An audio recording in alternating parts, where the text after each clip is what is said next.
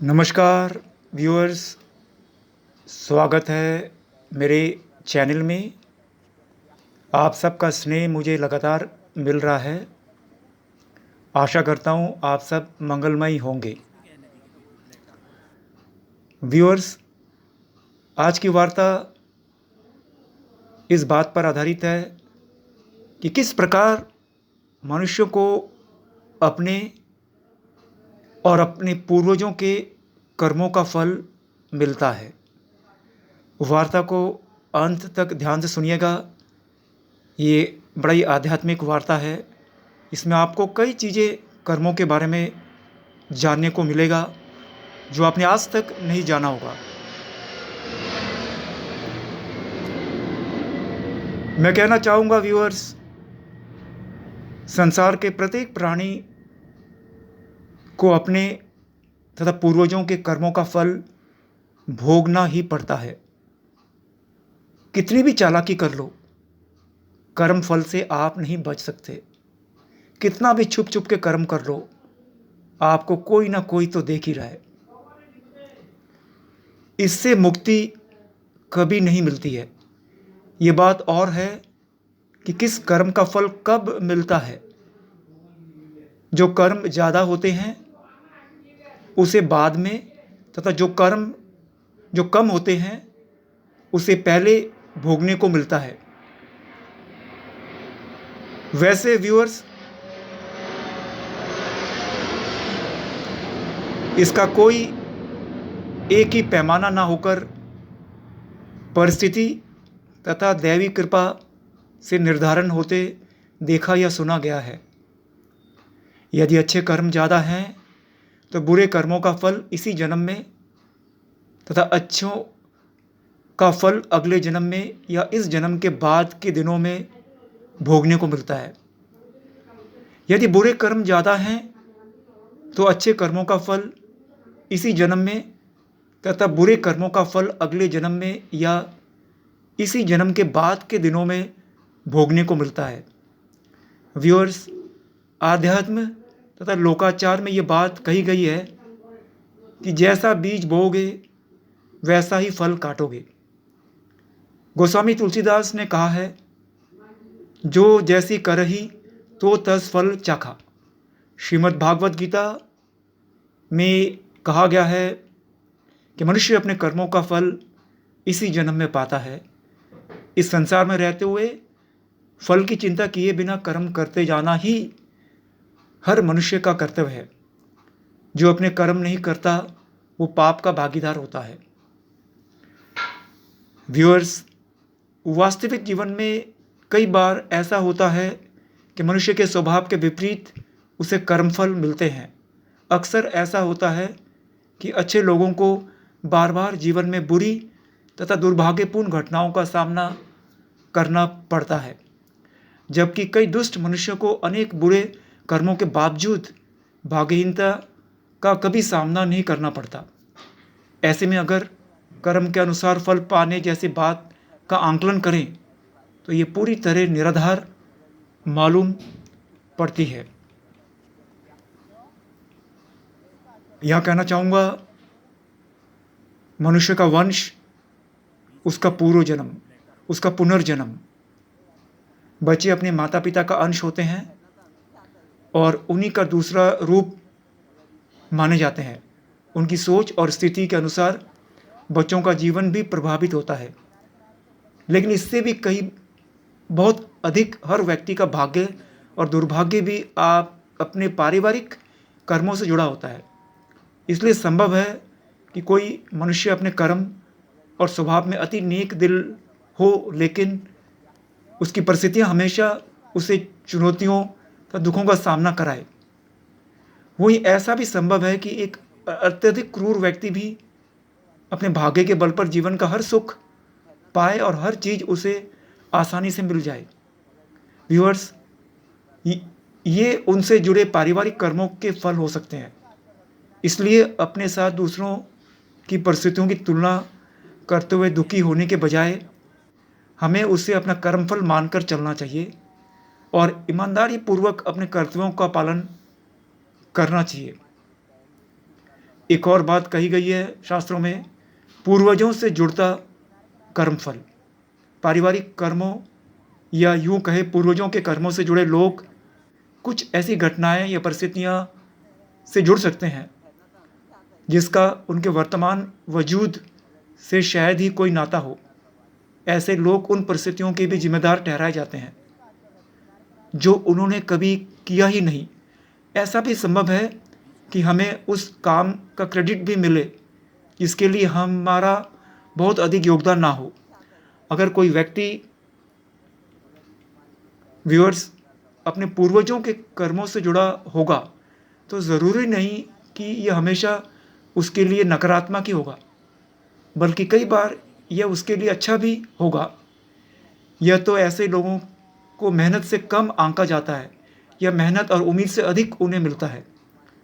ज़्यादातर ऐसे लोगों को परिवार में या तो उपेक्षा की दृष्टि से देखा जाता है या उनके हर किसी की बहुत अधिक उम्मीदें होती हैं। परिणाम ये होता है कि अगर परिवार में कुछ बुरा हुआ या उसके लिए वे जिम्मेदार ना भी हुए तो भी दोषी ठहराए जाते हैं। ये उनके लिए बेहद दुखी कराने वाला या अवसादपूर्ण परिणाम होता है। इसके ठीक विपरीत ऐसा भी हो सकता है कि किसी भी प्रकार से परिवार की उन्नति हो या मान सम्मान मिले और उसे दिलाने में भले ही उस व्यक्ति का ना कोई अधिक प्रयास ना किया हो, लेकिन परिस्थितियाँ कुछ ऐसी होती है कि उसका पूरा क्रेडिट उसे दिया जाता है। ऐसे लोग त्यागी होते हैं और जीवन में अपने पूर्वजों के आशीर्वाद से आगे बढ़ते हैं। परिवार और उसके हर सदस्य के लिए उनके दिल में एक विशेष मोह होता है। अन्य लोगों की अपेक्षा उनमें परिवार के सदस्यों और परिस्थितियों के लिए अतिरिक्त समझ भी होती है। जिन घटनाओं या समस्याओं के कारण और निदान परिवार के बड़े भी नहीं समझ पाते, उन्हें आसानी से समझ आ जाती है। ऐसी स्थिति में करें क्या? जब खुद के कर्म का फल आता है, हमारे पूर्वजों के कर्मों का फल भी हमें भुगतना पड़ता है, तो क्या करना चाहिए? समभाव में रहने का प्रयास करें। इसलिए अगर हमारे साथ भी उपरोक्त परिस्थितियाँ हो है तो समझे हम भी अपने परिवार के कर्मों से जुड़े हैं। ऐसे में अगर हम बेवजह प्रशंसा मिले तो उस पर बहुत अधिक उत्साहित और खुश होने के बजाय अपनी वास्तविकता को याद रखना चाहिए। इसी प्रकार अगर अकारण कुछ बुरा होता है तो दुखी होने के बजाय सत्य को स्वीकार करना चाहिए। जो हो रहा है उसका आंकलन करना चाहिए और अपने दिल की पुकार को ही सुनना चाहिए। चाहे हालत अच्छे हो या बुरे, अपने दिल की आवाज़ को कभी भी अनसुना ना करें।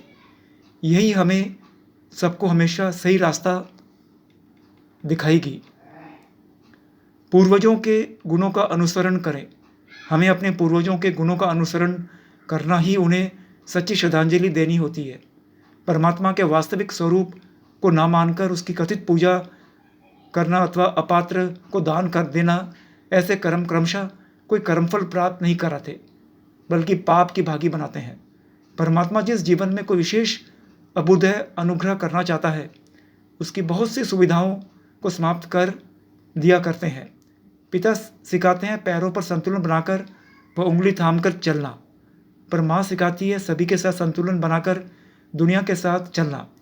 तभी वो अलग है, महान है। हमें पढ़ना 1 गुना, चिंतन 2 गुना, आचरण 4 गुना करना चाहिए। परोपकारी, निष्कामी, सत्यवादी यानी निर्भय होकर मन वचन क्रम से सत्य का आचरण करने वालों को देव कहा जा सकता है। प्रेम करने का मतलब सम व्यवहार जरूरी नहीं बल्कि समभाव होना चाहिए, जिसके लिए घोड़े की लगाम की भांति व्यवहार में कभी ढील देना पड़ती है और कभी खींचना भी जरूरी हो जाता है। व्यूअर्स, ये था कर्मों का फल जो हर व्यक्ति को अपने कर्मों का और अपने पूर्वजों के कर्मों का भी भुगतना पड़ता है। यदि आप देखें, पूर्वजों के कर्म भी उनके संतानों के भाग्य को प्रभावित करती है। फिर से बता दूं, पूर्वजों के कर्म भी उनकी संतानों के भाग्य को प्रभावित करती है। दशरथ ने श्रवण कुमार को बाण मारा, जिसके फलस्वरूप माता पिता के शाप के कारण पुत्र वियोग से मृत्यु का कर्मफल भोगना पड़ा। किंतु इसका परिणाम तो उनके पुत्रवधू समेत पूरे राज परिवार, यहाँ तक कि अयोध्या की प्रजा को भी भोगना पड़ा। सही कह रहा हूँ कि नहीं? भगवान राम भगवान होते हुए भी उसे कर्मफल से ना तो स्वयं मुक्त हो सके और ना ही अन्य किसी को कर सके। इसी प्रकार बहलिया के प्राण से श्री कृष्ण के अंत भी कर्मफल का कारण ही हुआ था। संगति गुण अनेक फल, कहा जाता है कि संगति गुण अनेक फल। गेहूं की नियति चक्की में पीसना है। गेहूं से संगति करने के कारण ही घुन को भी चक्की में पीसना पड़ता है। देखा जाता है कि किसी जातक की पीड़ित होने पर उसके संबंधी तथा मित्र भी पीड़ित होते हैं। इस दृष्टि से सज्जनों का संग साथ शुभ फल और अपराधियों दुष्टों का संग साथ अशुभ फल का पूर्व सूचना मिल जाती है। किसी भी अपराधी के संपर्क, उसका आतिथ्य या उपहार स्वीकार करना भयंकर दुर्भाग्य विपत्ति को निमंत्रण देना है। अतः यश अपयश, उचित अनुचित का हर समय विचार करके ही कोई काम करना चाहिए, क्योंकि इन्हीं से सुखद दुखद परिस्थितियां बनती है। इन्हीं के अनुसार भविष्य का निर्धारण होता है। वार्ता का अंत करने से पहले एक बार फिर से बता दूं, पूर्वजों के कर्म भी उनके संतानों के भाग्य को प्रभावित करते हैं। दशरथ ने श्रवण कुमार को बाण मारा, जिसके फलस्वरूप माता पिता के शाप के कारण पुत्र वियोग से मृत्यु का कर्मफल भोगना पड़ा। किंतु इसका परिणाम तो उनके पुत्रों पुत्रवधू समेत पूरे राज परिवार, यहाँ तक कि अयोध्या की प्रजा को भी भोगना पड़ा। भगवान राम भगवान होते हुए भी उस कर्मफल से ना तो स्वयं मुक्त हो सके और ना ही अन्य किसी को करा सके। इसी प्रकार बहलिया के बाण श्री कृष्ण के का अंत भी कर्मफल के कारण ही हुआ था। तो सोचिए व्यूअर्स, इस वार्ता में कितना सीख है। कर्मफल करते समय सोचिएगा कि परिणाम क्या आएगा। इससे आपके आने वाला जीवन सुखद और शांतिपूर्ण रहेगा। अपना ध्यान रखिएगा, चैनल शेयर करिएगा, सब्सक्राइब करिएगा, ताकि बाकी लोगों को भी यह ज्ञान उन तक पहुँचे, उनके जीवन में भी परिवर्तन आए, आध्यात्मिक उन्नति होए। धन्यवाद, फिर मिलता हूँ।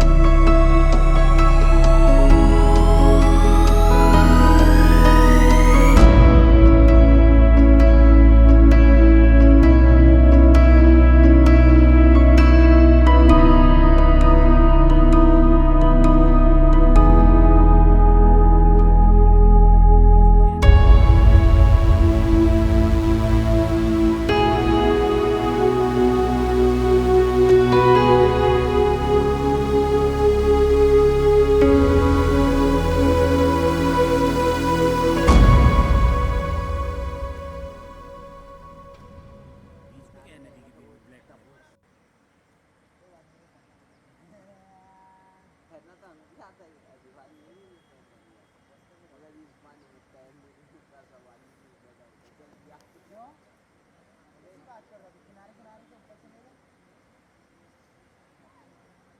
बीच में क्या है नदी के बीच में ब्लैक ब्लैक